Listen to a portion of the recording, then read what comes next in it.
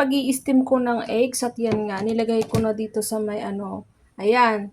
Ganyan karami. So, ang kailangan ko lang dito is yung oil at saka yung yan, yung chicken stocks powder. Yan. Ilagay na natin to dito sa may plate na gagamitin natin pang steam. So, kung gaano karami yung itlog, ganun din yung tubig niya. Anong itlog is 400. So, ganun din yung measure ng kanyang tubig. So, ilalagay na natin. Ayan. Huwag tayong mag-alala at imimix natin yan. And then, lagyan natin ito ng chicken stock powder. Yan.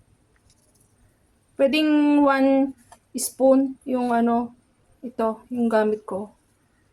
Ayan. So, bali, lagyan natin ng oil. Let's say kahit ano to, 2 tablespoon. Ayan. Lagyan na natin. Then, mix na natin yan. Mix lang natin. Ayan, mix. Muna natin yan kasi nga yung bubble-bubble na yan is, i-ano muna natin. I-calm down natin siya, okay? And then yan, natin pang steam. Kailangan, bago natin ilalagay yung ating itlog is, kailangan kumukulo na yung tubig. So, yan. Pakuluin muna natin yung tubig. Mainit-init na yung ating tubig. At yan, ilalagay na natin itong ating itlog. Kinuberan ko siya ng cling plastic. Ayan. Steam natin ito ng 20 to 25 minutes in medium fire.